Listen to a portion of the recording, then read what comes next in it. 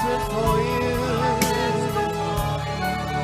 Oh, my Lord and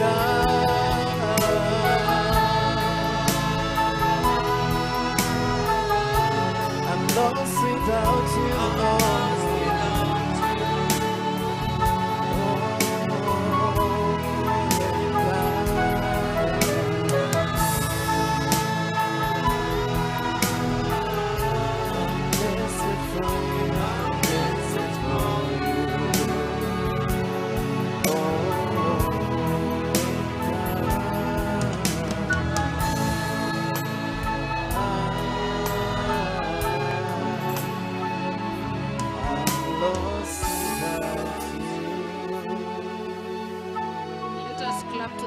For that powerful session. Ya awamu hiyo ya nguvu kabisa. Thank you so much. Asante sana. Let's continue standing as we pray. Wacha tuendelee kusimama tunapoomba. In the mighty name of Jesus. Katika jina kuu la Yesu. Our heavenly Father, in the mighty name of Jesus. Baba wetu wa mbinguni, katika jina kuu la Yesu. All glory belongs to you. Utukufu wote ni wako wewe.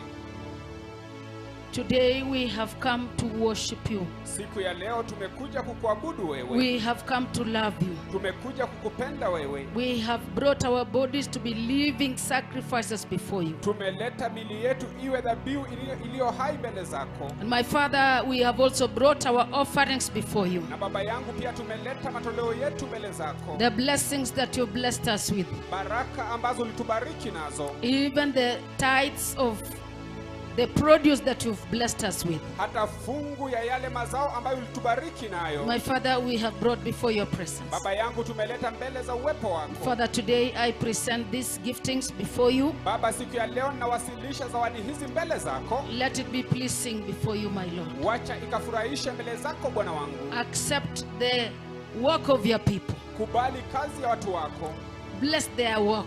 Bariki kazi zao. Bless their homes. Bariki maboma yao. Bless their health. Bariki afya yao. Because of this that they have obeyed your word. Kwa sababu ya hii ambayo wametii neno lako. Let them be in good health. Wacha wakakuwe katika afya njema. Rebuke sickness and disease. Hebu kemea magonjwa na maradhi. Rebuke even death. Kemea hata mauti. In the mighty name of Jesus. Katika jina kuu la Yesu. That your people may continue praising and worshiping you. Ya kwamba watu wako wakaendelee kukusifu. Even as we wait for the coming kingdom of Christ. Hata tunaposubiri ufalme unaokuja. I present this before you, my Lord. Nawasilisha hii mbele zako Bwana wangu. I ask that it may be an aroma unto you. Na ninaomba ya kwamba yakaweze kuwa manukato mbele zako. Lord, you may now reach out to them. Bwana, sasa unaweza wafikia. And bless them again. Na uwabariki mara tena. In the mighty name of Jesus. Katika jina kuu la Yesu. Father, as I share your word, Baba, ninaposhiriki neno lako, I commit this word unto you. Nawasilisha neno hili kwako wewe. That this word may bring healing to the brokenhearted. Ya kwamba neno hili likalete uponyaji katika mioyo iliyovunjika. That this word may be a source of encouragement to those who are discouraged. Ya kwamba neno hili likakuwe chemichemi ya himizo kwa wale ambao wameshushwa moyo. That this word of God may bring life to your people. Ya kwamba neno hili lake Mungu likalete uzima kwa watu wako. The Bible says you have exalted your word above your name. Biblia inasema ya kwamba umelikweza neno lako juu ya jina lako. And you have said in Hebrews 4, nawe umesema kitabu cha Ibrania verse 12, that the word of God is sharper than any double-edged sword. Mstari wa 12 ya kwamba neno lake Bwana uko na makali kushinda upanga wenye makali kuwili. May this word that I speak today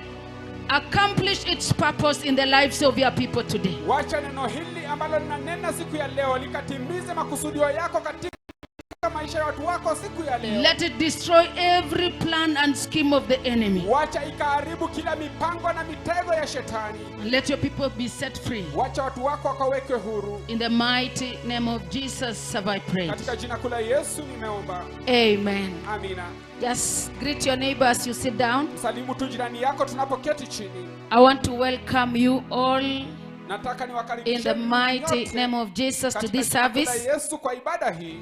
This second part of the word of God. Hii sehemu ya pili ya neno lake Mungu. I want to thank God for the worship Nami nataka nimshukuru Bwana sana kwa ajili ya It ibada. has been so good and powerful since morning. Hakika imekuwa nzuri sana na ya nguvu tangia asubuhi. I want to thank God for each one of you that has come. Nataka nimshukuru Bwana kwa ajili ya kila mmoja wenu ambaye amekuja. I know our time is far much gone, Mimi najua ya kwamba muda wetu umeenda sana. but I will use a short time Lakini nitatumia muda mfupi to speak the word of God. kunena neno lake Mungu. I want us to go straight to 2 Corinthians Nataka moja kwa moja tuende katika kitabu cha Wakorintho wa pili. chapter 5 from verse 1. Mlango wake ni wa 5 mstari wa kwanza. 2 Corinthians, the second letter of Paul to the Corinthian church, Ile barua ya pili ya Paulo kwa kanisa la Wakorintho. chapter 5 Mlango wake ni wa 5. from verse 1. Kuanzia mstari wa kwanza. The Bible talks about awaiting the new body. Biblia inanena kuhusiana na kusubiri ule mwili mpya. Awaiting the new body. Kusubiri ule mwili mpya. That title alone is an encouragement. Hiyo mada peke yake ni himizo. That there is this old body Ya kwamba kunao huu mwili wa kale that we have ambao tuko nao. that has so many issues. Ambao uko na maswala mengi. This old body that we have Huu mwili wa kale tulio nao. that will die. Ambao utakufa. And then Na kisha the Lord is now promising us Bwana sasa anatuahidi sisi that we will be given new ya bodies. kwamba tutapewa mili mipya. So I want to welcome you to this powerful message of a new body. Hivyo basi nataka niwakaribishe katika ujumbe huu wa nguvu. I know somebody is feeling pain somewhere. Mimi najua kuna mtu anahisi uchungu mahali. And I know you are carrying some drugs in that bag. Nami najua ya kwamba umebeba madawa katika hilo begi. But I want to bring you good news Lakini nataka niwaleteni habari that njema. soon and very soon Ya kwamba hivi karibuni we are going to get new bodies. tunaenda kupata mili mipya. Hallelujah. Hallelujah. So the Lord is saying, Hivyo basi Bwana anasema for we know ya kwamba kwa kuwa tunajua that if the earthly tent, ya kwamba katika ili hema letu la now I dunia. want to use the word,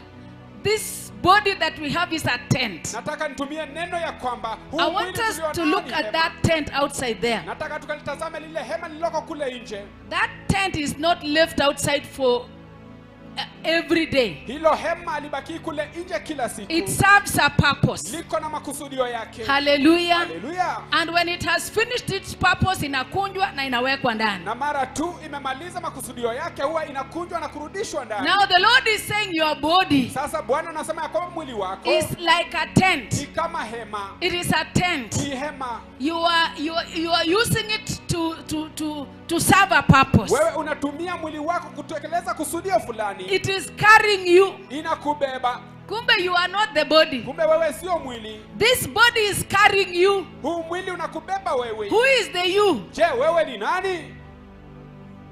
There is the spirit man Kunayo yule mtu wa roho inside you aliye ndani yako that is being carried by the body. ambaye anabebwa na mwili. And so the Lord is saying this is a tent. Hivyo basi Bwana anasema ya kwamba hili ni hema. And that is now a revelation to Na us sasa huo ni ufunuo kwetu sisi. that when a person dies, he has not died. Ya kwamba mara tu mtu amekufa huwa hajakufa. It is the tent that has been put aside because it has accomplished the purpose it was meant for. Ni lile hema ambalo limewekwa kando kwa sababu limetimiliza yale makusudio.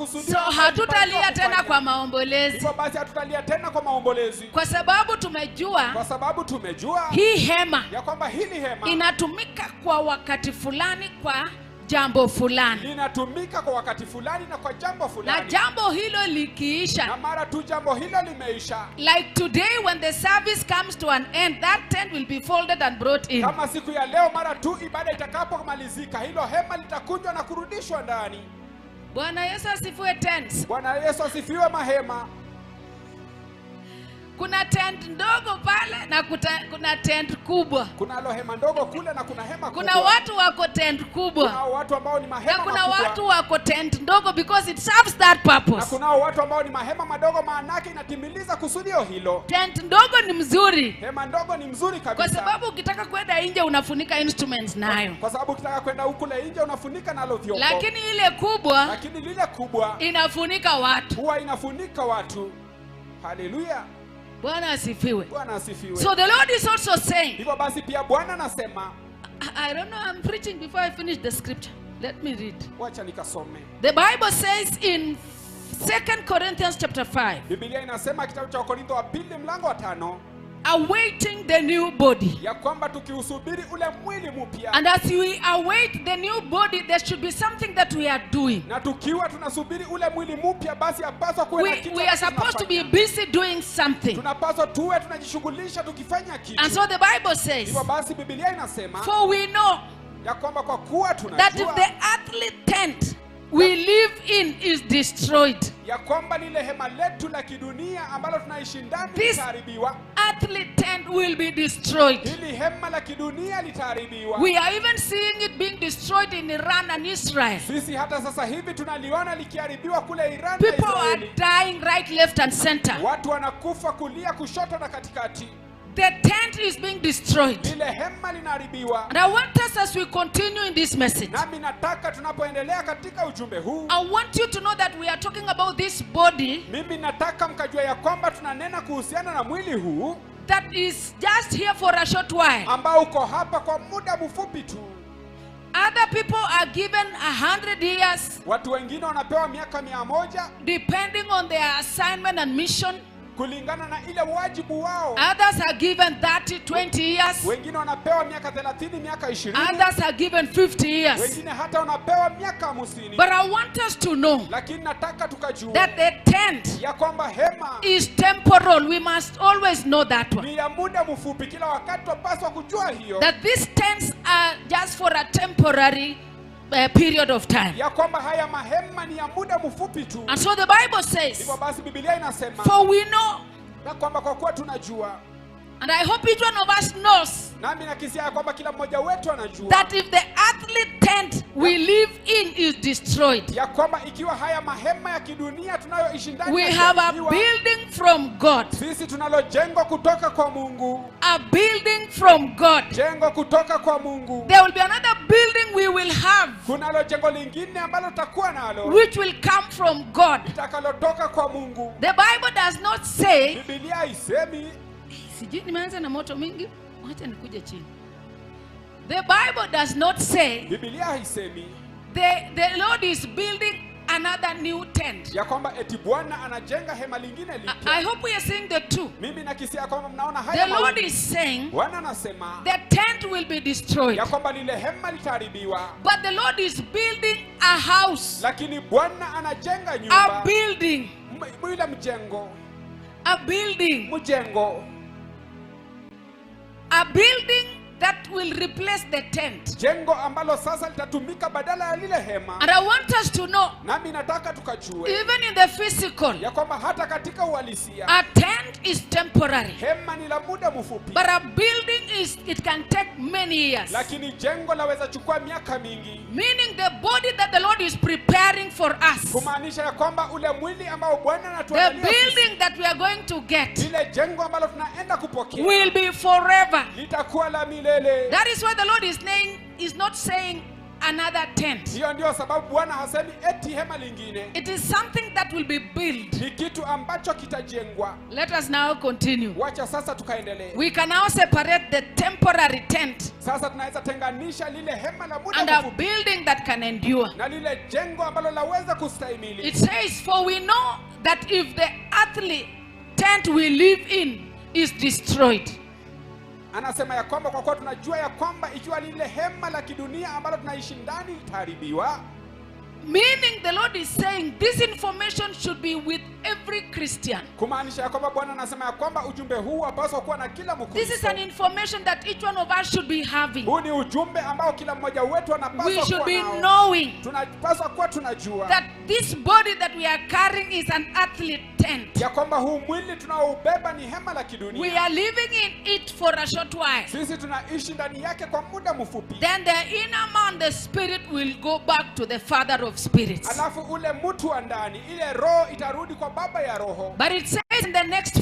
verse, Lakini the inasema next katika part of that kifungu verse, kinachofuata katika hiyo mlango mstari we have a building from God, ya kwamba tunalo jengo kutoka kwa Mungu, an eternal house in heaven, nyumba iliyo ya milele kule mbinguni, not built by human hands. ambayo haijajengwa kwa mikono ya mwanadamu, That this tent that we are in, ya kwamba hili hema tulilo ndani when yake, we get out of it, mara tu tutakapotoka ndani we will yake, go to a permanent building. sisi tutaenda katika nyumba ya kudumu. And this building Na hii jengo is not like the one Jane is building, sio kama lile ambalo Jena but nalijenga, it is a building that is built by the hands of God. lakini ni jengo ambalo linajengwa kwa mikono ya Mungu. Let us clap to God for that. Wacha tumpigie Bwana makofi kwa ajili ya hiyo. It is built with the hands of God. Linajengwa kwa mikono ya Mungu. And then the Bible says, Alafu Biblia inasema meanwhile, ya kwamba hata hivyo,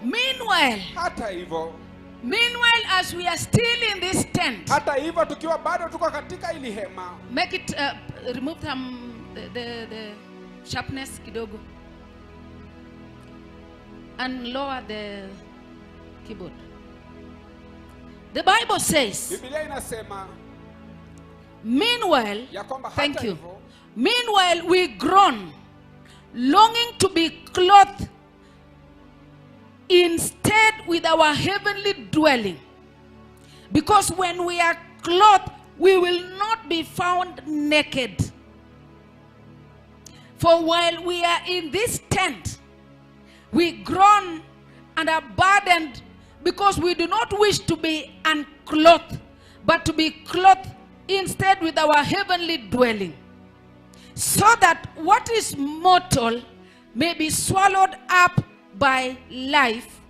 Now the one who has fashioned us for this very purpose is God, who has given us the Spirit as a deposit, guaranteeing what is to come. mstari wa pili, neno la Bwana lasema ya These are very heavy words. haya ni maneno mazito kabisa. Anasema ya kwamba katika mstari wa pili, katika hema hii tunalia kwa uchungu, tukitamani kuvikwa makao yetu ya mbinguni, kwa kuwa tukiisha vikwa hatutaonekana tena tukiwa uchi. Kwa kuwa tukiwa bado katika hema hili tunalia kwa uchungu na kulemewa, kwa sababu hatutaki kuvuliwa, bali kuvikwa kwa makao yetu ya mbinguni, ili kwamba kile kinachopatikana na mauti kimezwe na uzima. Basi Mungu ndiye alitufanya kwa ajili ya jambo hilo, naye ametupa Roho Mtakatifu kuwa amana, akituhakikishia ahadi ya kile ambacho kinakuja.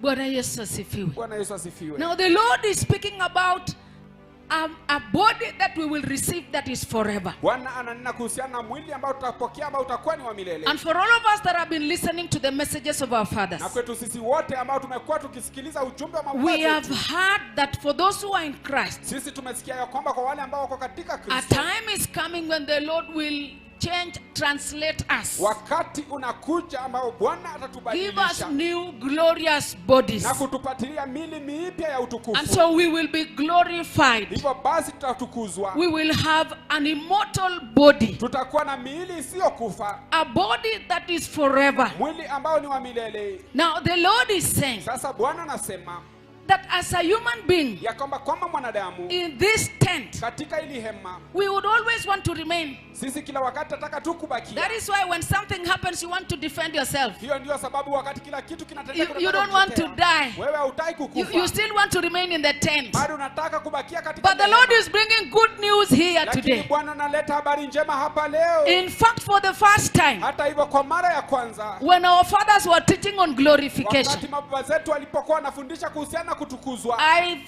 reached a level where I was not fearing death anymore. mimi nilifikia mahali ambapo sasa sikuwa naogopa mauti tena, Because we are now realizing kwa sababu sasa tunatambua that death will take us to another step of being glorified. ya kwamba kifo kinatupeleka sasa katika hatua nyingine ya kuwa That we tumetukuzwa, will now get new bodies. ya kwamba sasa tutapokea miili mipya. And we have always heard Nasi kila wakati that the new tumesikia bodies, there will be no sickness. ya kwamba katika ile miili mipya hatutakuwa na We magonjwa, will not be carrying painkillers. hatutakuwa tunabeba zile painkillers, We will not be keeping time hatutakuwa tunahifadhi and muda saying saa hii natakikana nikuwe nimemeza na dawa. kusema eti sasa inatakikana iwe nimemeza The madawa. Lord has given us a promise, a good, powerful promise, Bwana ametupatia ahadi That- njema na ya nguvu kabisa, that soon the tents that we have ya kwamba hivi karibuni yale mahema tulio nayo will be destroyed. yataharibiwa. Bwana asifiwe. Bwana asifiwe. that these are temporal tents. ya kwamba haya ni mahema ya muda mfupi tu. And brethren, I want to ask, Na wapendwa, nataka niulize, if these bodies are temporal, ikiwa miili hii ni ya muda mfupi, why are we allowing it to stop us from entering heaven? je, ni kwa nini tunairuhusu ikatukomesha Why kuingia are we mbinguni? allowing our bodies to control us? Mbona tunaruhusu miili yetu ituelekeze? Why are we giving room to this body? Mbona tunapatia nafasi kwa miili hii? Look at what Paul says in 1 Corinthians. Tazama kile ambacho Paulo anasema katika kitabu cha Wakorintho wa kwanza. That 1 Corinthians, the same Corinthians. Hiyo Wakorintho tu, lakini Wakorintho wa kwanza. I think 1 Corinthians, not second. Wakorintho wa kwanza. Chapter 9. Mlango wake ni wa When 9. Paul got the revelation of this tent, Wakati Paulo alipopata ufunuo kuhusiana na hili hema, then he said, basi akasema there is need for each one of us to have self-discipline. ya kwamba tunayohitaji ya kila mmoja wetu kuwa na ile kiasi, That we now have to reach to a level where we have to discipline this body. ya kwamba sasa tunahitaji kufikia mahali ambapo sasa tunatia nidhamu kwa And miili. how do we discipline this body? Na je, tunatiaje nidhamu kwa miili hii? You have to discipline the body that when it comes to prayer, Unaweka nidhamu kwa mwili ya kwamba inapofikia you maombi, must force it. Talk to it that you are temporary. lazima uilazimishe, uzungumze nayo na uambie Bwana kwamba asifiwe. ni muda mfupi. Bwana asifiwe. Hata akisikia baridi unamweleza nani, wewe ni temporary, unataka kunizuia nisiingie. Hata kisikia baridi unamwambia nani, wewe ni wa muda mfupi, nataka There are kuzuia two nisiingie. people inside us. Kuna watu wawili ndani yetu. We have the body that speaks to us, Tuna ule mwili unaonena nasi, and we have the Spirit of God that is inside us. na pia tunayo ile roho yake Mungu iliyo ndani yetu. Bwana Yesu Bwana asifiwe. Yesu asifiwe. Sijui wangapi wananipata mpaka hapo. Mimi sijui ni wangapi wanaonipata mpaka hapo. Sijui kama umeseparate that you are two people. Sijui kama umetenganishwa ya kwamba nyinyi ni watu That wawili, there is this body. ya kwamba kunao huu mwili. Some people have been given a black tent. Watu wengine wamepewa ile hema nyeusi. We have a blue tent outside here. Tunalo lile hema la buluu pale And we nje. have this white here. Na pia tunalo hili nyeupe Just the hapa. same way some people are black. Hivyo ndio sababu watu Others wengine are weusi, brown. wengine ni wa brown, Others are red like the red Indians. wengine ni wekundu kama wale wa Those are the wekundu. colors of the tent. Hizo ndizo rangi za yale mahema. But the Spirit is one. Lakini roho ni moja. The Bible says God is the Father of all spirits. Biblia inasema ya kwamba Mungu ndiye baba ya roho zote. And so when the Lord reveals it to us Hivyo basi wakati Bwana anapofunua kwetu that this is temporal, ya kwamba hii ni ya muda mfupi, then Paul says in 1 Corinthians chapter 9, basi Paulo anasema katika kitabu cha Wakorintho wa kwanza mlango wa 9, 1 Corinthians chapter 9, kitabu cha Wakorintho wa kwanza mlango wa 9, he says in verse 27, anasema katika mstari wa 27, no, I strike a blow to my body. ya kwamba la, bali nautesa mwili wangu, I strike a blow on the tent. ninagonga ngumi kwa lile hema. He fights with the body. Anapigana na mwili. I strike a blow to my body Ninagonga ngumi kwa mwili wangu and make it my slave. na kuutumikisha. Bwana Yesu asifiwe. Bwana Yesu asifiwe. Meaning the Lord is saying, Kumaanisha ya kwamba Bwana anasema a truly born again Christian ya kwamba Mkristo ambaye ameokoka must kweli reach a kweli, place where they hate this body. lazima akafikia mahali ambapo sasa wanachukia That mwili this huu, body should not control you. ya kwamba mwili huu haupaswi kuwa unakuelekeza. When it comes to serving God, you have to strike a blow. Inapofikia sasa ni kumtumikia mwili, basi lazima Ikifika saa ya maombi ni ngumi inawaka mtu na mwili wake. mtu na mwili wake. Ikifika kufunga unamweleza nani, hautani control, lazima tuache chakula. Lazima tuache chakula. That is striking a blow on the tent, Hiyo sasa ni kupiga lile hema ngumi on the body. katika ule mwili. If you don't do that, Usipofanya hivyo, the Bible says, Biblia inasema so I strike a blow to my body and make it, let me read from the screen. No, I strike a blow to my body and make it my slave. Hey. la, Meaning, you have to make this body your slave. lazima ufanye mwili huu kwa mtumwa wako, Ikufanyie kazi, ikufanyie kazi, ikusaidie kuomba. ikusaidie kuomba. Lazima uilazimishe ipige magoti. Lazima uilazimishe ipige magoti. Bwana Yesu asifiwe. Bwana Yesu asifiwe. Kama leo ulikuja church na hujapiga magoti, umeruhusu the tent kutawale. Umeruhusu lile hema likutawale. Na tumeona tent ikimaliza kazi yake inakunjwa. Lile hema likishamaliza kazi yake huwa linakunjwa. Bwana Yesu asifiwe. Bwana Yesu asifiwe. So the Lord is saying, I strike a blow to my body and make it my slave, so that after I have preached to others.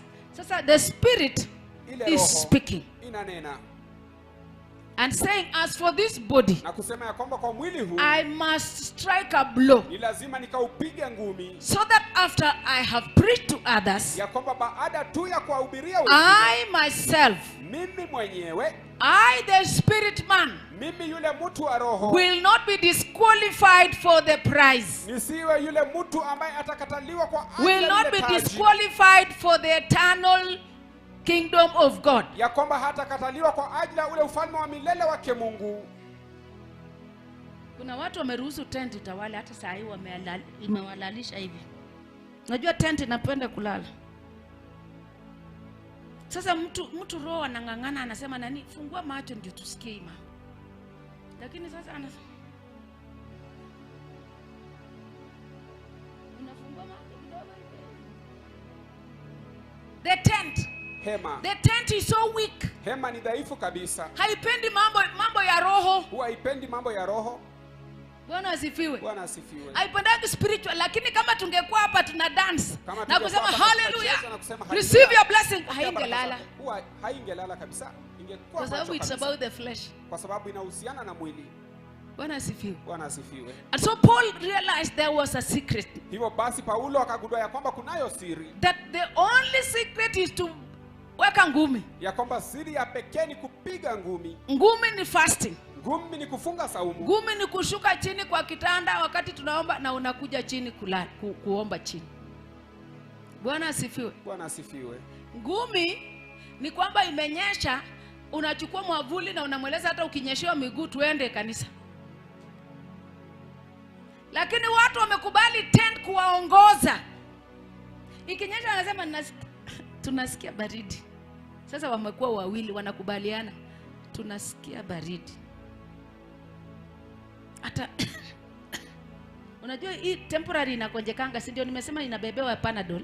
Huwa inagonjweka ndio sababu. So akianza kufanya hivi nasema na ile nini, kumbe sijameza ile dawa. Hata na alafu ikijua unataka kutumikia Mungu, anainuka zaidi, hata Sunday morning unakohoa zaidi. Kwa sababu tent haipendi vitu vya roho. Hema huwa haipendi vitu vya roho. Bwana asifiwe. Bwana asifiwe. But the Lord is saying, lakini Bwana anasema it has to reach to a place where you have to strike a blow. Ya kwamba lazima ifikie mahali ambapo sasa utaipiga Meaning ngumi. a Christian that wants to enter heaven kumaanisha kwamba Mkristo ambaye anataka kuingia mbinguni must always be doing a separation lazima kila wakati awe anafanya kule between the kutengwa spirit and the body. kati ya roho na mwili. You must always be asking myself, is it the spirit that is talking to me or my flesh? Lazima kila wakati uwe unaujiuliza, je, ni roho inanena na mimi ama ni mwili? And so the Lord is saying, Hivyo basi Bwana anasema this body is temporal. ya kwamba huu mwili ni wa muda mfupi. And because it is Na temporal, kwa sababu ni ya muda mfupi, the Lord has allowed it to suffer. Bwana ameiruhusu kuteseka. The Lord has allowed it to go through suffering. Bwana ameiruhusu kupitia mateso. But this suffering does not touch the spirit. Lakini haya mateso kamwe katwe yaguzi roho. Let us clap to the Lord for that. Wacha tumpigie Bwana makofi kwa ajili ya hiyo. That the suffering of our Ya bodies kwamba yale mateso ya miili yetu does not touch the spirit. kamwe katwe haiguzi roho. And that is why when Jesus Christ was teaching the church, Hiyo ndio sababu wakati Yesu alipokuwa anafundisha kanisa he said, akasema, fear he who after destroying the body has power to destroy the spirit. ya kwamba mumuogope yule ambaye baada ya kuharibu mwili ako na nguvu ya kuharibu roho. In other words, the Lord was saying, Kwa maneno mengine Bwana alikuwa anasema the human beings and the trials of this world ya kwamba wanadamu na majaribu ya ulimwengu huu do not have power to destroy the spirit. hayana nguvu yoyote ya kuharibu ama kuangamiza They will roho. always be fighting the flesh. Kila wakati itakuwa inapigana na mwili. And so in Romans chapter 8, Hivyo basi katika kitabu cha Warumi 8, Romans chapter 8, kitabu cha Warumi 8, we are getting a revelation on how many of us Sisi or tuna, how the body can go through suffering. sisi tunapata ufunuo kuhusiana na jinsi vile mwili unaweza pitia katika mateso. Romans chapter 8 from verse 18. Kitabu cha Warumi 8 kuanzia mstari wa 18. Romans chapter 8 from verse 18. Kitabu cha Warumi 8:18. The Bible says, Biblia inasema, the topic mada or the title says, present suffering and future glory. ya kwamba mateso ya sasa na utukufu ambao There is the unakuja. present suffering. Kunayo mateso ya sasa hivi. And as we talk about the present Na suffering, tunaponena kuhusiana na mateso ya sasa hivi, we are talking about the suffering. sisi tunazungumza kuhusiana na mateso, The suffering yale mateso of the tent. ya lile hema, That the suffering Ya is kwamba- supposed to be for the tent. ya kwamba kule kuteseka yapaswa iwe ni ya ile hema. The Lord is talking about the suffering. Please just don't disturb with this. Tengeneza vizuri. Let's look at verse 18. Tuangalia mstari wa 18. Imeenda chini sana.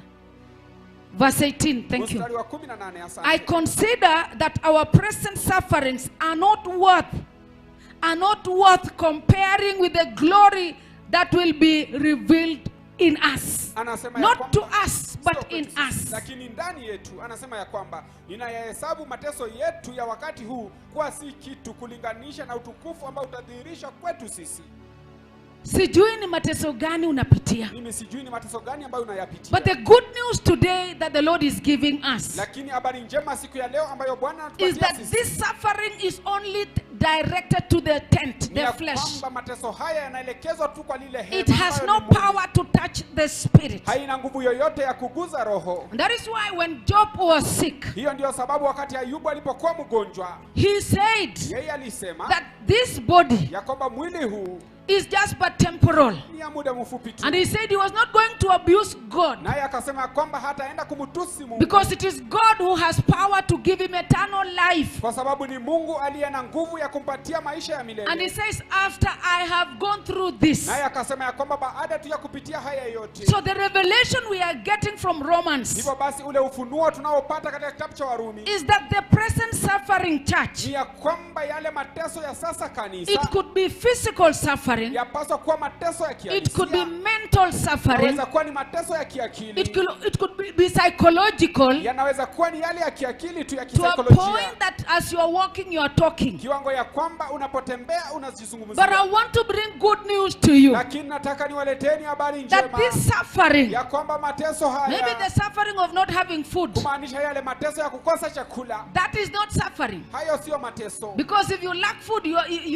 at least you have now punished the body. kwa sababu hata ukikosa chakula angaa umetia nidhamu mwili wako. Let us clap to the Lord for those who have lacked food. Tumpigie Bwana makofi kwa ajili ya wale ambao walikosa chakula. That is not suffering. Hiyo sio mateso, That is helping you. hiyo ni kukusaidia That wewe, is helping you to deal a blow on the flesh. hiyo ni kukusaidia kupiga mwili ngumi, That is for a short while. ya kwamba ni kwa muda mfupi. And that is why maybe you've prayed and asked God, why are we lacking food? Labda hiyo ndio sababu umeomba na ukamuuliza Mungu ni kwa nini tunakosa And he chakula, has kept quiet. naye amenyamaza. It is because he knows if he gives you food, you will sleep. Ni kwa sababu anajua ya kwamba ikiwa atakupatia chakula basi And you utalala, will not pray. nawe hautaomba, You will not go to church. hautaenda kanisani. And so he just allows you to have just a small portion of that suffering. Hivyo basi anakuruhusu tu kaweze kuwa So na that sehemu you are ndogo tu ya found in mateso, church. ili kwamba ukaweze kupatikana And kanisani. I pray that many get suffering. Nami naomba ya kwamba wengi wakapate yale mateso. Bishop ameomba maombi mbaya. The suffering is only for this body. Yale mateso ni kwa ajili ya mwili huu peke yake. And that is why when we were reading in Corinthians, Hiyo ndio sababu tulipokuwa tunasoma kitabu cha Wakorintho, it says this body refuses to come out. ilisema ya kwamba mwili huu unakataa kujitokeza nje, Yet the Lord wants you to come out that you may get an immortal body. ili hali Bwana anataka ukatoke nje ili kwamba ukaweze kupata mwili usiokufa. And the only way that God will help you to accept to come out of this mortal body, Na njia ya pekee ambayo Bwana atakuruhusu ukaweza kukubali kutoka katika mwili huu, for those who wa kufa, have refused, kwa wale ambao wamekataa, He will bring a disease. ataleta magonjwa. Hii ni mahubiri mbaya leo, yenye unasema aki afadhali tu niende.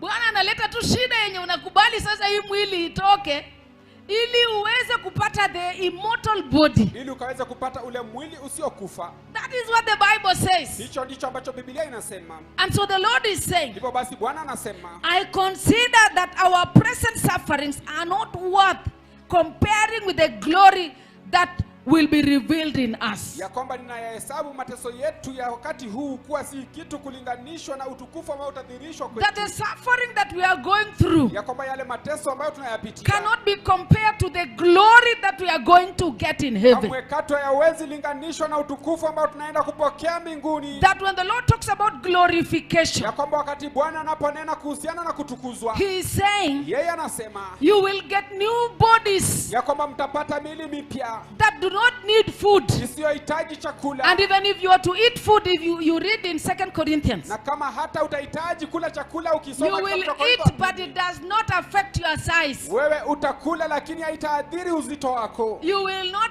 get fat. Wewe hautakuwa mzito kabisa. And even with that food, the spiritual food, Na hata na hicho chakula cha kiroho, you will not go to the toilet. wewe hautaenda katika msalani. Because it is not a mortal body, it is an immortal body. Kwa sababu sio mwili wa kukufa bali It ni is a mwili usiokufa. glorious Ni body mwili wa utukufu that will not die again. ambao mara tena hautakufa. Bwana Yesu asifiwe. Bwana Yesu asifiwe. I want to push you to a place where you will want to accept the glorious body. Nataka niwasukume mahali ambapo sasa mtakubali. We kwa have to ajili ya reach to a utukufu. place where we have to accept Lazima tufikie mahali ambapo this sasa body. tukubali. Hii mwili, this body that is always making us look so proud. huu mwili ambao kila wakati This body that is always making us look at the mirror and take so many hours in the mirror. huu mwili unatusababisha tutazame kiona. This body that is always making us want to look for different types of food. huu mwili ambao kila wakati unatupasa tufanye tuanze kutafuta That vyakula when you tofauti reach tofauti. the house and you find there is no food, ni vita. Ya kwamba ulipofika katika nyumba unapata hakuna chakula. Kwani basi ni hii vita. nyumba hakuna chakula? Ati kwani hii nyumba hakuna chakula? Mpaka watu wanaingia kwa kitanda wamekasirika kwa sababu ya Kwa chakula. sababu tu ya chakula. Chakula ya kulisha tent. Chakula ya kulisha Ambia tu jirani hema. yako hii chakula ya kulisha tent isikusumbue. Ambia jirani yako hii chakula ya kulisha tu hema isikusumbue. Because in any case hii hema tunawacha. Kwa sababu hata hivyo hili hema tunaliacha tu hapa duniani. So familia wenye wanapigana kwa sababu hakuna chakula, ambia Mungu asante. Ambia tu Mungu asante. Hii kutokuwa na chakula itatusaidia kutafuta Mungu. Hii kukosa kuwa na chakula basi Ili itatusaidia tupewe kutafuta mili mpya. Mungu. Ili tupewe mili mipya. Bwana Yesu asifiwe. Bwana Yesu asifiwe. And so Paul says, Hivyo basi Paulo anasema I consider that the present suffering ya kwamba ninayahesabu mateso ya are sasa not hivi worth comparing with the glory that will be revealed in us. sio kitu kulinganishwa na utukufu ambao utafunuliwa kwetu sisi. Verse 19. Mstari wa For the 19. creation waits in eager expectation for the children of God to be revealed. Kwa maana viumbe vyote vinangoja kwa shauku kuu kudhihirishwa kwa watoto wa Mungu. Even creation is waiting Hata uumbaji unasubiri. for a people that will come out and say, as for me, Kwa watu ambao watajitokeza na kusema I have kwangu mimi accepted to kill the flesh. nimekubali kuua mwili. Creation is also waiting for such people, Uumbaji pia unasubiri watu kama hao. because those are the people that will be walking in the spirit, Kwa sababu hao ndio watu watakaokuwa wanatembea katika roho. and they will be a source of help even to creation. Na watakuwa chemichemi ya msaada hata kwa katika ule uumbaji. Verse 20. Mstari wa 20. For the creation was subjected to frustration, Kwa- not by its own choice, but by the will of the one who subjected it, which is the devil, in hope that the creation itself will be liberated from its bondage to decay and brought into freedom and glory of the children of God. Mstari wa 20. Kwa kuwa viumbe vyote viliwekwa chini ya ubatili, si kwa chaguo lao, bali kwa mapenzi yake yeye aliyevitiisha katika tumaini, ili kwamba viumbe vyote vipate kuwekwa huru kutoka kwa utumwa wa kuharibika na kupewa uhuru wa utukufu wa watoto wa Mungu. As we now walk, we are in slavery. Tunapotembea sasa tuko katika utumwa. We are under the authority of death. Tuko chini ya mamlaka ya kifo. We are always operating under the spirit of decay. Sisi kila wakati tunatenda kazi chini ya roho ya kuoza. And so the Lord is saying, Hivyo basi Bwana we anasema have to reach a place where lazima tufikie mahali we are ambapo longing for a glorified body. sasa tunautamani mwili uliotukuzwa. Bwana asifiwe. Bwana asifiwe. Am I still with you or have become an enemy? Je, bado niko nanyi ama nimefanyika kuwa adui?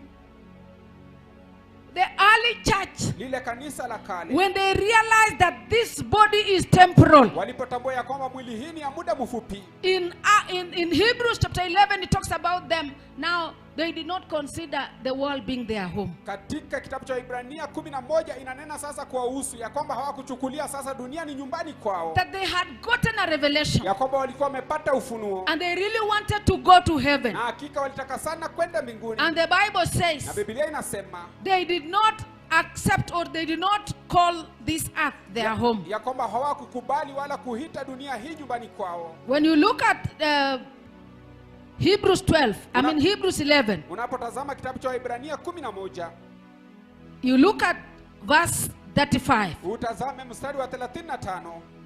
The Bible says, Biblia inasema the women received back their dead, raised to life again.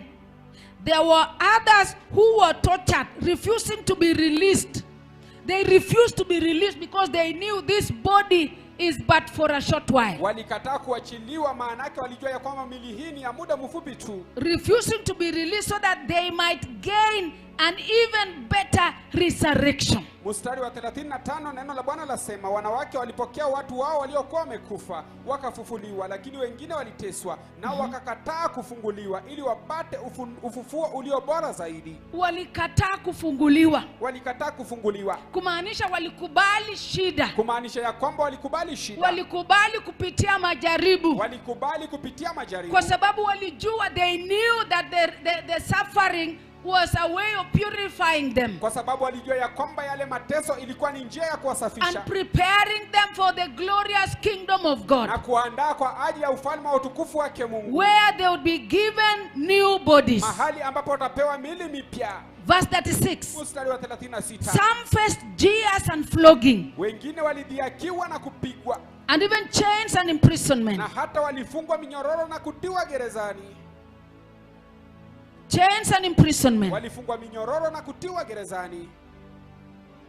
They were put to death by stoning. Walipigwa mpaka kufa kwa mawe. They were sawn in two. Walipasuliwa vipande viwili. They were killed by the sword. Waliuawa kwa upanga. Meaning they had reached a level where they saw the sword as a friend. Kumaanisha ya kwamba walikuwa wamefikia mahali ambapo sasa waliona ule upanga kana kwamba ni rafiki. That the sword was now ending for them the tent, the kwamba, temporary bodies. ya kwamba sasa ule mkuki ulikuwa unawamalizia lile hema ambalo And they longed to get into these glorious bodies. na sasa wakatamani sana kuingia katika mili hii ya utukufu. And that is why Stephen, Hiyo ndio sababu Stefano, while he was being stoned, alipokuwa anapigwa mawe, his spirit already had gone to heaven. roho yake tayari ilikuwa He was imeenda already mbinguni. focused to heaven, Yeye tayari alikuwa amelenga to mbinguni, a point that he was not feeling that they were doing anything to him. kwa kiwango ya kwamba hakuwa na hisi ya kwamba wanamtendea chochote. I am talking to a church that is still in the flesh. Mimi nazungumza na kanisa ambalo bado liko A katika church mwili. yenye ukitusiwa unasema Kanisa ambalo ukitusiwa tu unasema ajaona mimi ni mwanaume. hajaona mimi ni mwanaume. The tent, you know we have two tents now, the tent of a man and the tent of a woman. Tuko na mahema Sasa mawili, kila mtu hema la ana mwanamke, defend hema yake. la mwanaume, kila mtu anatetea lake. Amenidharau aje? Ananidharau It aje? is the flesh that you are trying to defend. Ni ule mwili ambao unajaribu But the kutetea. Lord is saying we have to reach to a level where you want to put away this flesh Lakini Bwana anasema ya kwamba lazima tufikie for mahali ambapo our sasa tunaweka glorification. kando hili mwili kwa ajili ya kutukuzwa We are kwetu. at a place Sisi where tuko we are mahali, just give me time. We are at a place where we are supposed to be focusing to heaven. tuko mahali ambapo tupaswa tuwe tunalenga mbingu. And even as we look at the Iran-Iraq war church, Hata tunapotazama lile kanisa la vita vya Iran na Iraq, it should be a reminder to us that the flesh is not forever. yapaswa kuwa ukumbusho kwetu sisi ya kwamba ile mwili si As we milele. look at the distraction on the things that people put their trust in, Tunapotazama uharibifu wa vitu ambavyo watu wanaweka tumaini lao ndani yake. I was looking at the missiles, Nilikuwa natazama yale makombora. and there is this very beautiful building at the Dubai airport. Na kunalo hili jengo la kupendeza sana katika uwanja wa ndege kule Dubai. And so I kept saying, Hivyo basi kila wakati I hope haijashika hiyo. na kisia haijashika hiyo. Yani ninataka kudefend vitu ya kuisha. Nataka kutetea vitu vya Because niliona hiyo ni mzuri sana isiharibiwe. Niliona hiyo ni mzuri sana isiharibiwe. But look at the way buildings were coming down. Lakini tazama jinsi vile majengo yalivyokuwa yanaporomoka. We are in Matthew 24. Tuko katika Mathayo 24. And so the church Hivyo basi kanisa should be now a wise church. sasa lapaswa kuwa ni kanisa lenye A hekima. church that looks at what is happening Kanisa linalotazama kile ambacho kinatendeka and accept to change. na linakubali kubadilika. Change must come to each one of us, church. Mabadiliko lazima yakuja kwetu sisi kanisa. Because we are now realizing that we are not here forever. Kwa sababu sasa tunagundua ya kwamba hatupo hapa milele. And that the material things that we are wasting time on Na ya kwamba hivi vitu vya dunia ambavyo tunapotezea muda juu yake will not be here forever. havitakuwa hapa milele. They can be destroyed in 1 second. Vinaweza kuharibiwa kwa sekunde But moja. I have good news to you. Lakini niko na habari njema That the kwenu. spirit that has believed in Christ Kwamba ile roho ambayo imeamini will Kristo live forever. itaishi milele. Even if this thing, the destruction is done on the things that we have. Hata kama uharibifu utatendwa kwa We vitu ambavyo tuko have navyo. a kingdom of God to go. Tuko na ufalme wa Mungu wa kwenda. And that is why in John 14, Hiyo ndio sababu kitabu cha Yohana 14. I think the church at that time did not understand. Mimi nakisia kanisa wakati huo He was alikuwa telling them, alikuwa anawaambia do not be worried about anything. ya kwamba msijali kuhusiana chochote. That he has gone to prepare other buildings that cannot be destroyed. Ya kwamba ameenda kuandaa majengo mengine ambayo In kama other words, he was trying to tell them kwa maneno mengine alikuwa anajaribu that these ones that we have, ya kwamba haya tulio nayo. even at that time he told them that this Jerusalem you are seeing, Hata wakati huo aliwaambia kwamba hii Yerusalemu mnayoiona that is so beautifully built, ambayo imejengwa kwa urembo will be kabisa, brought down. itashukishwa chini. And the Israelites were shocked and Na said, no, Waisraeli wakashtuka na kusema this one. hapana. Hii hapa Walitumia miaka mingi sana kujenga. hii hapa walitumia miaka mingi sana. Hakuna mtu ataharibu, Hakuna mtu ambaye ataharibu, lakini baadaye lakini baadaye iliharibiwa. iliharibiwa. Kumaanisha kwamba chochote chenye tunaona ni kama hakitaharibika. Kumaanisha kwamba chochote kile ambacho tunaona ya kwamba The hakitaharibika. Lord is warning us Bwana anatuonya that we should not put our trust in those things. ya kwamba tusiweke tumaini letu katika vitu It is hivyo. good to have material possession. Ni vizuri kuwa na mali. I'm not telling people not to work hard. Mimi siwaambii watu eti wasifanye kazi. I'm na not vitu. telling people not to build houses. Mimi siwaambii watu eti wasijenge I want to manyumba. tell Jen, beautify that house and make it good. We will come and open it up. Nataka nimwambie Kama kuna Jen, kitu inaitwa rembesha hiyo kufungua, nyumba ukaifanye open ya kurembesha, housewarming. na sisi tutakuja na We will come kuifungua. and do housewarming. Tutakuja na kufanya ile housewarming. But I want to tell you Lakini nataka that nikwambie these things are not ya forever. kwamba vitu hivi si vya milele. Bwana Yesu asifiwe. Bwana Yesu asifiwe. Let it not hold our hearts. Wacha isije ikashikilia There is mioyo a yetu. time that we have to be pinching ourselves and saying, Ni wakati twapaswa tuwa tunajichuna na this kusema body is not forever. ya kwamba mwili huu si wa milele. Don't allow it to take you to hell. Usiruhusu ikupeleke jehanamu. Bwana asifiwe. Bwana asifiwe. Don't allow this body to take you to hell. Usiruhusu mwili huu ukupeleke jehanamu. There are people that have allowed immorality to control them. Kuna watu ambao wameruhusu usherati I want to kuwadhibiti. announce to you that you are feeding the tent. Nataka niwaambie ya kwamba na niwatangazia ya kwamba mnalisha ili hema. That immorality is feeding the tent. Huo usherati ni kulisha hema That will be destroyed. ambalo litaharibiwa. May the Lord help us to focus on the coming kingdom of Christ. Wacha Bwana tusaidie tulenge ufalme unaokuja A wa Kristo. permanent place Mahali pa kudumu for us. kwetu sisi. Bwana asifiwe. Bwana asifiwe. I'm talking to you about Jerusalem, the new Na Jerusalem. nena kwenyu kuhusiana na ile Yerusalemu mpya. The kingdom of God, Ufalme wa Mungu. where God will be ruling. Mahali ambapo Mungu atakuwa anatawala. When you look at the way it is explained in Revelations, Unapotazama jinsi vile imeelezewa kitabu you cha hear the Ufunuo, way the angels are bowing before God. unasikia jinsi vile malaika wanashujudu You mbele hear zake that they are Bwana. the golden walkways. Unasikia ya kwamba kunayo mapito ya kidhahabu. There's a time I met somebody Kuna wakati nilikutana na mtu and I was trying to talk to him about salvation. nami nilikuwa najaribu kunena naye kuhusiana na wokovu. And he told me no. Naye akaniambia In hapana. fact, I'm reading Revelations Hata hivyo nasoma Ufunuo. and I have accepted Christ Nami nimemkubali Kristo. because I've realized we have a permanent kingdom that we are going to. Kwa sababu nimegundua ya kwamba tunao ufalme wa kudumu ambao tunaelekea kwake. Bwana Yesu asifiwe. Bwana Yesu asifiwe. Hebu tusome hii New Jerusalem iko aje? Tusome hii Yerusalemu mpya iko Inasema aje? aje? Inasemaje? Revelations 21. Kitabu cha Ufunuo wa Yohana mlango wa 21. Revelation 21. Kitabu cha Ufunuo wa Yohana mlango wa 21 One of the 7 angels from verse 9. kuanzia mstari wa 9. One of the 7 angels who had the 7 bowls full of 7 last plagues came and said to me, "Come, and I will show you the bride, the wife of the Lamb." And he carried me away in the spirit to a mountain great and high, and showed me the holy city Jerusalem, coming down out of heaven from God. It shone with the glory of God. Its brilliance was like that of a very precious jewel, like jasper, clear as crystal. It had a gate, high wall with 12 gates, with 12 angels at the gates. On the gates were written the names of the 12 tribes of Israel. There were 3 gates on the east, 3 on the north, 3 on the south, and 3 on the west. Verse 14.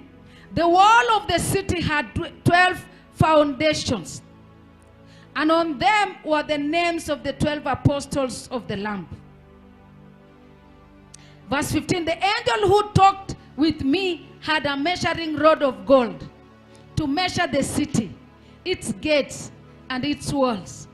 The city was laid out like a square, as long as it was wide. And on. I want to look at verse 18.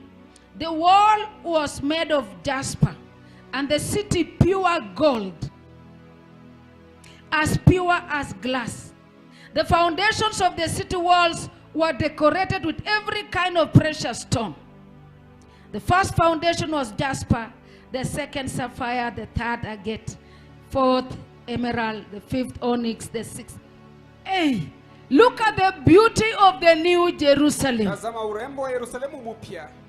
Neno la Bwana lasema kuanzia mstari wa 9, mmoja wa wale malaika 7 waliokuwa na yale mabakuli 7 na hayo mapigo 7 ya mwisho akaja akaniambia, "Njoo, nami nitakuonyesha bibi harusi, yani mke wa mwana kondoo."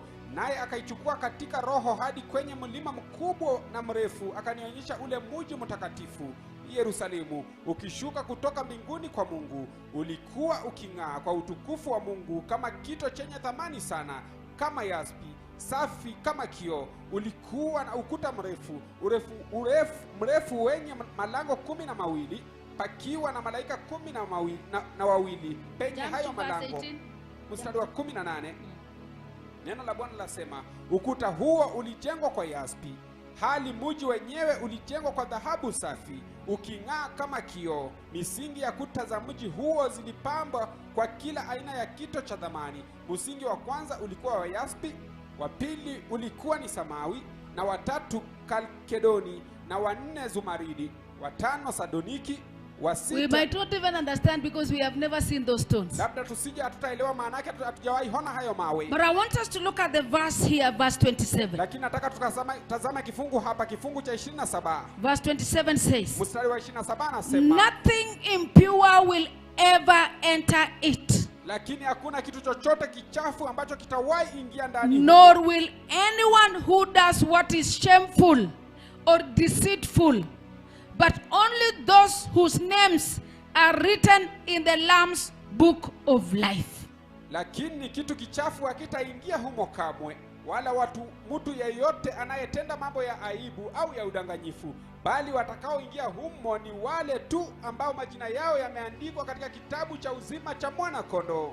And for you to achieve Na kwa wewe kuweza kujimudu this verse 27, huu mstari wa 27, then you will have killed the flesh. basi utakuwa umeua mwili. You must have killed the Ni flesh, lazima uwe umeua mwili, because all impurities kwa sababu uchafu wowote and ule all sin na pia dhambi zote comes from the flesh. unatoka kwenye mwili. And so the Lord is saying, Hivyo basi Bwana anasema nothing impure ya kwamba hakuna chochote will kichafu ever enter it, kitawahi ingia mule ndani, nor will anyone who does what is shameful wala yeyote ambaye anatenda mambo ya aibu or deceitful. ama udanganyifu.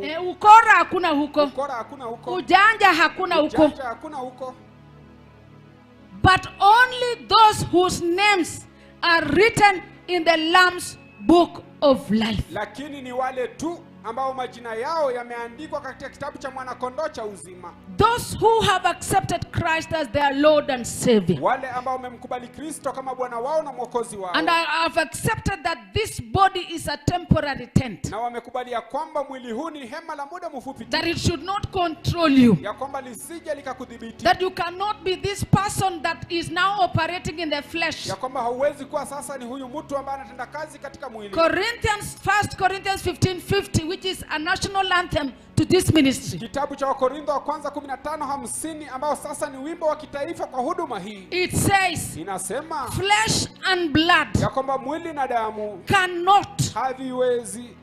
cannot inherit the kingdom of God. haviwezi rithi ufalme wa Mungu.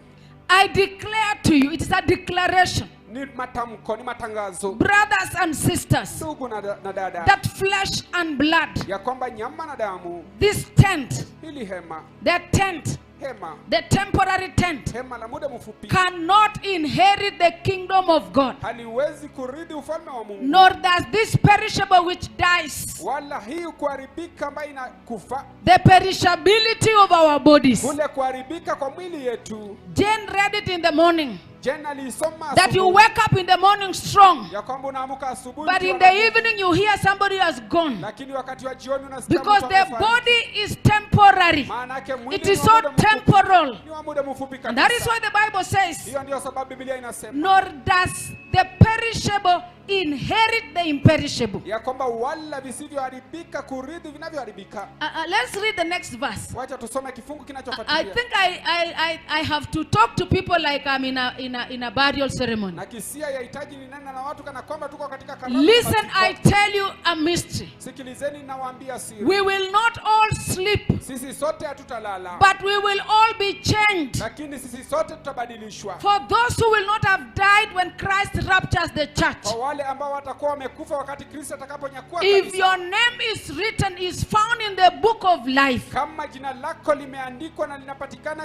the Bible says we will be translated in a flash, in the twinkling of an eye, at the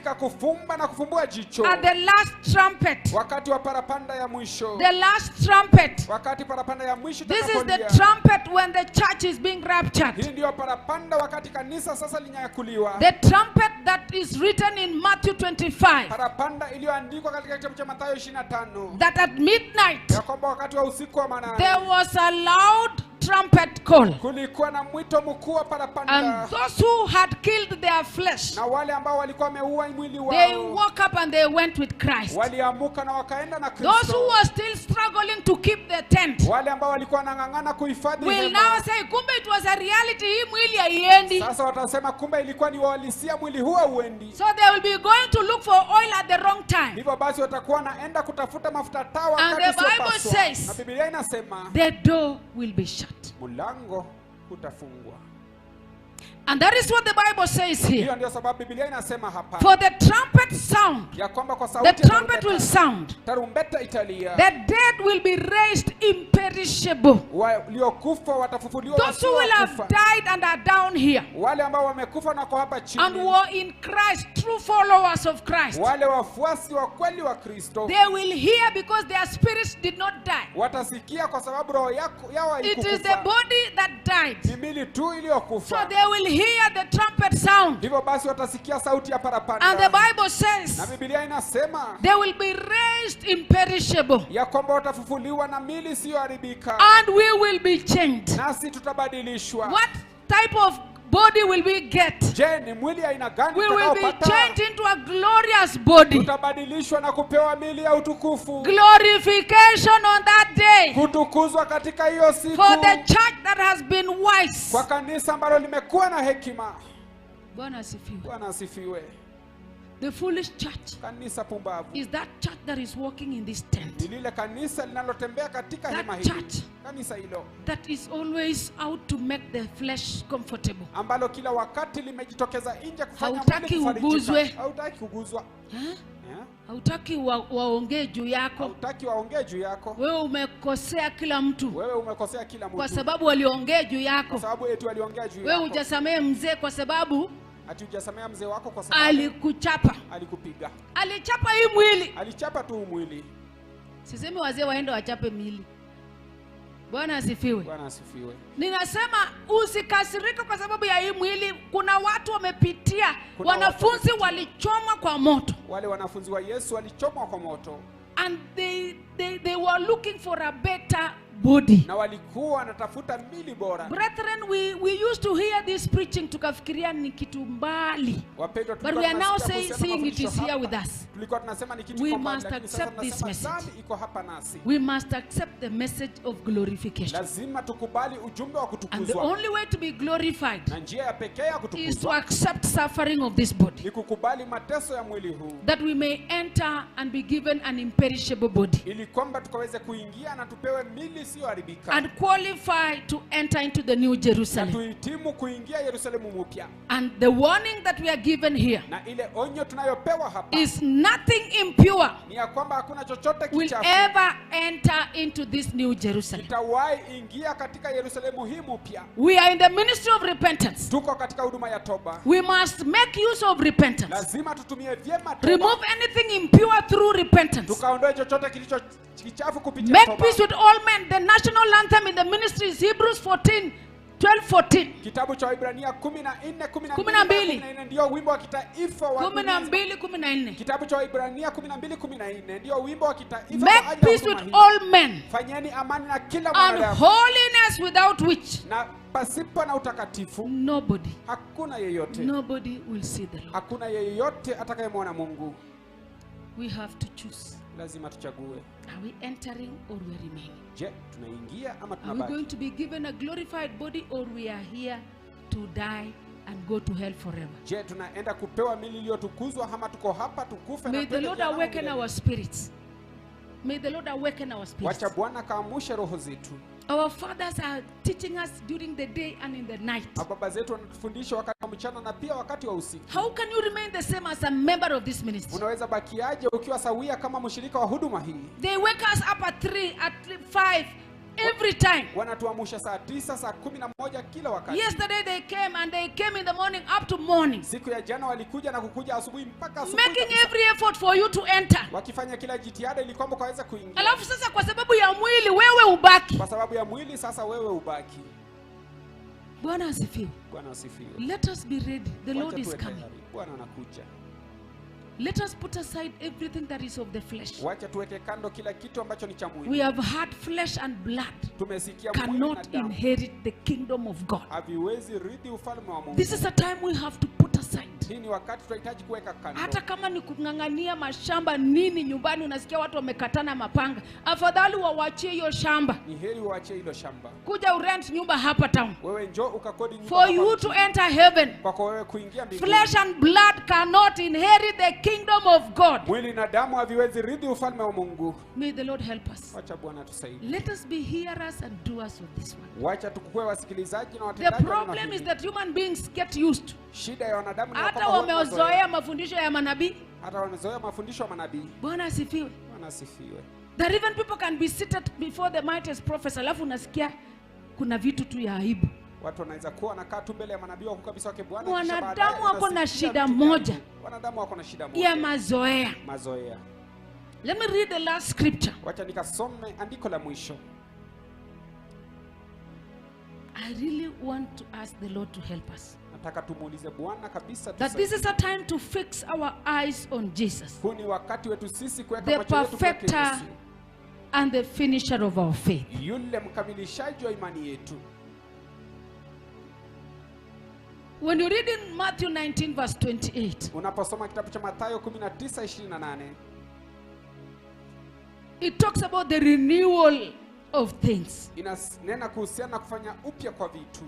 That there is a time when we will be renewed. Ya kwamba kuna wakati tutafanywa upya. We will get new bodies that do not get sick, Tutapata mili mipya ambayo kama ikato itakuwa that do not get tired. ambayo haichoki. I know you are already tired. Mimi najua tayari mmechoka. Na wengine lazima wanaangalia saa. Na kuna wengine ambao tayari Kwani hiyo wanaangalia mahubiri saa. leo ilikuwa inaenda mpaka saa 8 saa Kwani 9. mahubiri leo ilikuwa inaenda mpaka saa It 8, is saa because 9. you are still in this body. Ni kwa sababu bado uko katika mwili huu. But the Lord is saying soon Lakini Bwana anasema we will hivi be karibuni given new bodies. tutapewa mili We mipya. will worship and not get tired. tired. Tutaabudu na We will be in tutachoka. heaven forever. Tutakuwa mbinguni Singing milele. hallelujah. Tukiimba haleluya. Hallelujah. Haleluya. The universal song. Ule wimbo wa dunia nzima. Hosanna in the highest. Hosana ndiye wa juu kabisa. Hey, Hey. I will want to read that worship in heaven in Revelations 4.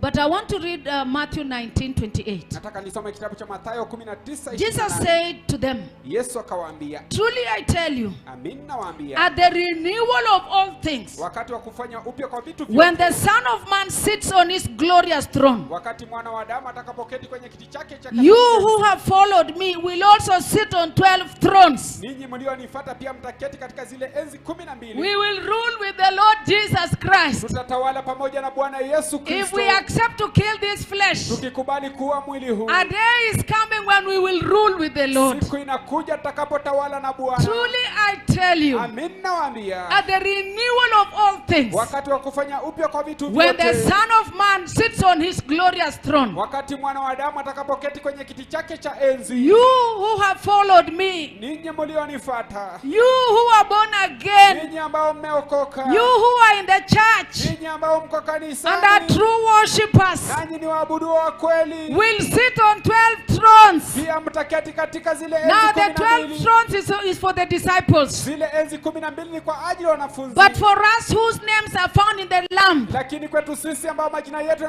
will yanapatikana also be katika given kitabu, thrones to pia rule. tutapewa enzi za kutawala. Bwana asifiwe. Bwana asifiwe. That is what the Bible says. Hicho ndicho ambacho Biblia inasema. After the millennial rule, Baada ya utawala wa miaka 1000, no, after the 7 years, baada ya ile miaka 7, the wedding supper of the Lamb, ile karamu ya mwana kondoo, the 7 years in heaven, miaka 7 kule mbinguni, those who will have gone for the rapture, wale ambao watakuwa wameenda kwa ajili who ya will have unyakuzi, gone for this celebration, wale ambao watakuwa wameenda kwa ajili ya will sherehe, come back with Christ watarudi pamoja na Kristo and rule for 1,000 years. na kutawala kwa miaka 1000.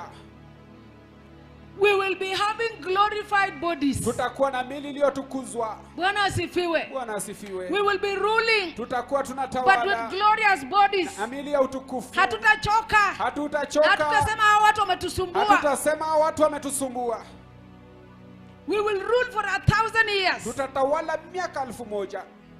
With glorified bodies. Ukiamua kusimama hapa, mnaona ni Pauline leo. Tukiwa na miili ambayo imetukuzwa. Dakika chache amepotea. Kumbe ameenda huko Elbagon kuruli. The Lord has loved us, brethren, Bwana ametupenda wapendwa, that we are going to get new bodies. Wacha kujisumbua na hii. ya kwamba tunaenda kupata miili mipya. Usikubali hii mwili ikukoseshe hiyo rulership. Usikubali mwili huu ukakukosesha huo uongozi. Let us suffer, Wacha tuteseke. but accept, Lakini suffer tukubali. and persevere. Wewe teseka lakini That is why vumilia. the Lord talks about perseverance and endurance. Hiyo ndio sababu Bwana anasema kuhusiana na Endure. kuvumilia na kustahimili. Let me read Stahimili the tu. last scripture. Wacha nisome andiko la mwisho. Is it the last or the second last? Let me. There are many scriptures that nimeruka, but I want to read Luke. Nataka nisome Luka The mtakatifu. thing that will help you to persevere and endure. Vitu vitakavyokusaidia kustahimili na kuvumilia. When I talked about perseverance, I remember that verse. Niliponena kuhusiana na kuvumilia nikakumbuka hilo andiko. Luke chapter 6. Kitabu cha Luka mtakatifu mlango wa 6. Luke chapter 6. Kitabu cha Luka mtakatifu I mlango was wa telling 6. those who came for Bible study on Wednesday to go and read it. Nilikuwa nawaambia wale waliokuja kwa ajili ya masomo ya Biblia siku ya Jumatano waende na waisome. Luke chapter 6 verse 48. Kitabu cha Luka mtakatifu mlango wa 6 mstari wa 48. Maybe I can start from verse 46 for understanding. Labda naweza anzia mstari wa 46 ili kwamba tukaweze kuelewa. Why do you call me Lord, Lord, and do not do what I say? Je, ni kwa nini mnaniita Bwana Bwana nanyi hamfanyi kile ambacho nawaambia? As for everyone who comes to me and hears my words and puts them into practice. Yeyote anayekuja kwangu na kuyasikia maneno yangu na kuyatenda. This preaching of the ministry of holiness ilianza 2004. How much have you put into practice? Je, ni mambo mangapi umetendea kazi? How much have you put into practice? Ni mangapi ambayo umeyatendea kazi? The Lord is saying, Bwana anasema, why do you call me Lord, Lord, and do not do what I say? ya kwamba ni kwa nini mnaniita Bwana Bwana ilhali hamfanyi kile ambacho nawaambia? As for everyone who comes to me and hears my words and puts them into practice, I will show you what they are like. Kwa yeyote anayekuja Nataka kwangu ushike na hii. kuyasikia maneno yangu Ninamalizia na kuyatenda, hii. basi mimi nitawaonyesha Na jinsi ninaweka alivyo koma, mtu next yule. week I must continue. Juma lijalo lazima niendelee Because it's so deep. kwa sababu ni ya vilindi kabisa. I will start from here. Mimi nitaanzia hapa. Because I will want us to look at how do foodies dig a foundation. Kwa sababu nataka tukaweza kutazama, je, mafundi wanachimbaje msingi? If you want a house to be strong, Ikiwa unataka nyumba yako iwe or if dhabiti you want a storied building, ama unataka orofa, the foundation will be very deep. ule msingi wake utakuwa ndani kabisa. I saw a building in town. Mimi niliona jengo fulani pale mjini. Walitoa mchanga na wakatoa kabeba na malori na aishi, kwa sababu walitaka kujenga nyumba ya gorofa. Wanataka kujenga nyumba ya orofa. Walitaka kuanza foundation huko ndani, Walitaka kuanza msingi wake because they kule wanted to put a strong kwa foundation. sababu walitaka kuweka msingi dhabiti. Bwana Yesu asifiwe. Bwana Yesu asifiwe. Nataka unishike hapo, Nataka unishike hapo. that if you want to be strong in your Ya salvation, kwamba kama unataka kuwa dhabiti the katika wokovu foundation wako, must go deep. ule msingi lazima Your uende repentance ndani. must go deep, Toba yako lazima iende ndani. not lip service. Sio Sio repentance ibada ya tu ya hapa midomo tu, midomo na yenye toba ya mdomo unatubu tu. na ubadiliki, Unatubu tu na ubadiliki. yenye utubu na umaanishi. Unatubu tu na umaanishi. The Bible says here, Biblia inasema hapa they are like a man building a house ya kwamba yeye ni kama mtu aliyejenga who nyumba, dug down deep and laid the foundation on the rock. aliyechimba na kuchimba ndani zaidi. Alichimba na kuweka kuchimba. msingi Nashukuru kwenye Kiswahili.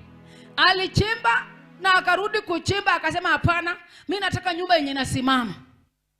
Akachimba na akaendelea kuchimba, and then sasa akapata mwamba huko, akasema nao nimepata mwamba, nitaweka sasa foundation yangu from that rock. Sasa nimepata mwamba na nitaweka msingi wangu kutoka katika ule mwamba. Tumepata mwamba Yesu.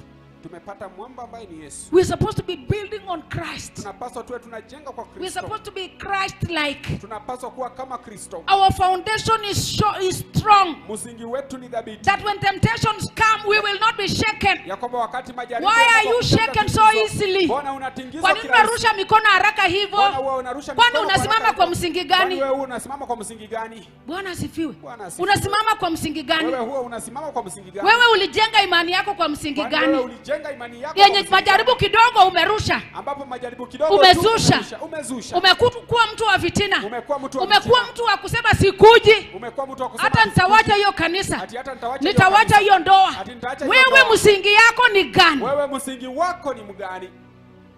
Bwana asifiwe. Bwana asifiwe. Which rock is this that you are standing on? Je, ni mwamba upi huu? If you are ambao easily umesimama? shaken, Kama wewe unatingizwa tu.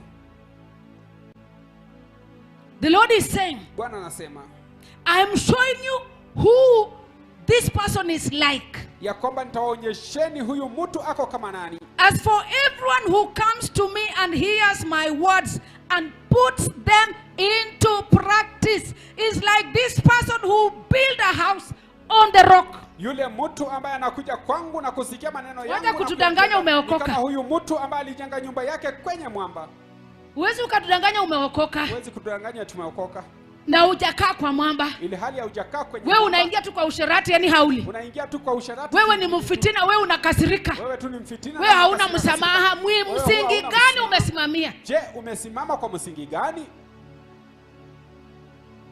Hatutadanganyana tena. Hatutadanganyana The tena. Bible is real. Biblia ni halisia. Jesus says, these are the Yesu words anasema. of Jesus. It is written in red. Haya ni maneno yake Yesu, imeandikwa katika Why wimbo do you mwekundu. call me Lord, Lord, and do not do what I say? Je, ni kwa nini mnaniita Bwana Bwana ili hali hamfanyi kile ambacho That was the nawaambia? complaint of Jesus. Hiyo ndio ilikuwa malalamiko yake Yesu. Why are we saying we are born again, Ni kwa nini tunasema eti tumeokoka yet we are not doing what the Bible says? ili hali hatufanyi kile ambacho Biblia Kwa hii inasema? kanisa si kuna watu wanapenda fitina? Kwa hii kanisa kuna watu Wewe umesimamia msingi gani? Je, umesimama kwenye msingi Kwa hii gani? kanisa si kuna watu wanao msamaha? Kwa hii kanisa kuna watu Ni ambao msingi wana gani msimamo. umesimamia? Je, umesimamia katika We msingi can no gani? longer cheat ourselves. If we want to go to heaven, we must change. Hatuwezi endelea kujidanganya. Put Kama away unataka the kwenda mbinguni, flesh. lazima ubadilike, uweke kando mwili. Put away the flesh. Weka kando mwili. He says, Anasema as for everyone who comes to me and hears my words and puts them into practice, I will show you what they are like. ya kwamba yeyote anayekuja kwangu na kuyasikia maneno yangu na kuyatenda, mimi nitawaonyesha jinsi huyo mtu alivyo kama. They are like a man building a house Wao ni kama mtu ambaye who anajenga dug nyumba, deep and laid deep down and laid the foundation on rock. aliyechimba na kuchimba ndani kabisa na kisha akaweka msingi wake kwenye I mwamba. always call the digging the repentance part. Mimi kila wakati huwa naita kule We cannot be a people we are digging alafu tunafunika tena. Hatuwezi kuwa wale watu ambao tunachimba Lazima na kuchimba tujenge. na kufunika kisha tunafunika. Lazima tubadilike. Tunatubu mpaka tunatoa makamasi. Tunatubu na kutubu mpaka Alafu hakuna tunatoa mjengo makamasi. inakuja juu. Alafu hakuna mjengo ambao unakuja juu.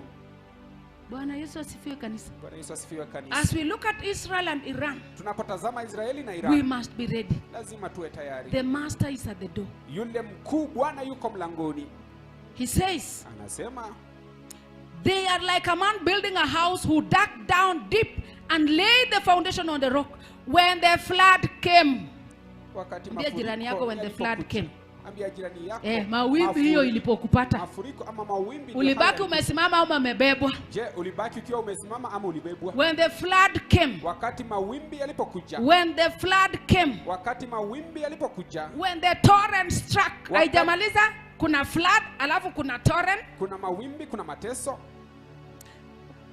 That house but could not shake it because it was well built. Haingeweza kuitikisa, maanake nyumba ile ilikuwa imejengwa vizuri kabisa. If you build it well on the foundation Christ, Kama utaijenga vyema katika msingi ambao ni Kristo, you will not be shaken. kamwe katu You hautatingizwa. will walk in holiness. Utatembea katika You will utakatifu. not be bitter with people. Hautakuwa na uchungu na You watu. will not be annoyed in that marriage and say, I want to pack. Hautakasirishwa katika ile ndoa na You kusema will leo always nataka be nifurahishe willing to virago. forgive. Kila wakati utakuwa na hiari As ya a young kusamehe. man, you will not be getting into immorality. Kama kijana mdogo If your hautakuwa na foundation is masharti. deep, Kama msingi wako uko you will not ndani, allow the flesh to lead you to sin. hautaruhusu mwili wako kuongoza katika dhambi. If you are really on the foundation, Kama hakika uko kwenye your tongue mwamba, will not mislead you to gossip. ulimi wako hautakuongoza kwenye masengenyo. Kuna watu wengine ulimi yao tu inafanya hivi, Kuna watu wengine ulimi wao kama aerial ya ambulance. unacheza cheza tu kama aerial ya ambulance.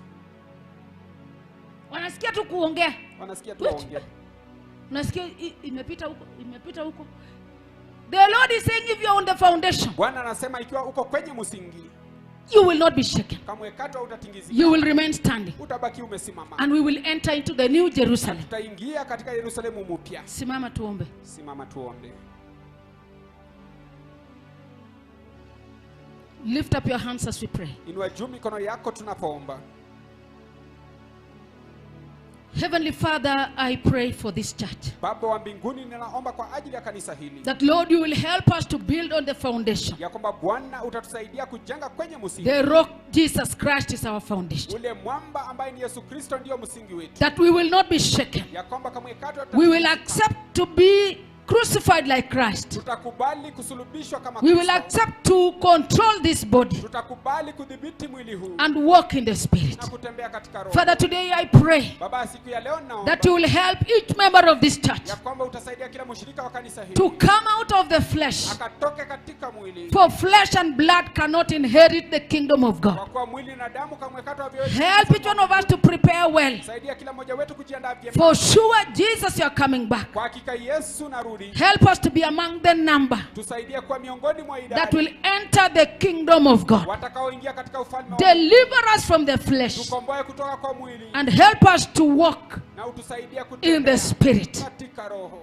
In the mighty name of Jesus. katika jina kula Yesu. Father, I pray even for the young men, the young women, the girls, the babies, that Lord, you will give them the strength to say no to the flesh. Baba, ninaomba hata kwa ajili ya vijana wasichana wa kiume, ya kwamba hata watoto wadogo, ya kwamba utawapatia nguvu ya kusema hapana kwa dhambi, That they will come out of the flesh. na ya kwamba pia watatoka ndani ya mwili, For the Lord Jesus, you are coming. kwa sababu Bwana Yesu narudi. Thank you, my Father. Asante Baba yangu. Allow us to be the doers of your word, Turuhusu tuwe watendaji wa neno lako, that we may enter the kingdom of ya God. kwamba tukaweza kuingia katika ufalme wa In the Mungu. mighty name of Jesus have I prayed. Katika jina kula Yesu nimeomba. Amen. Amina. Bwana Yesu awabariki sana.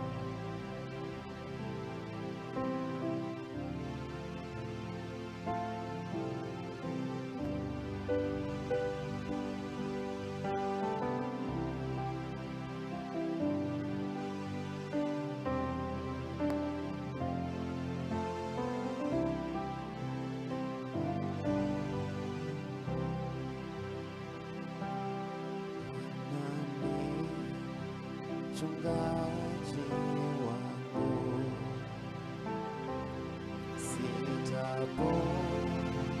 sitapungukiwa kitu. Ongoza penye majani mabichi, uniongoza kwa maji matulivu.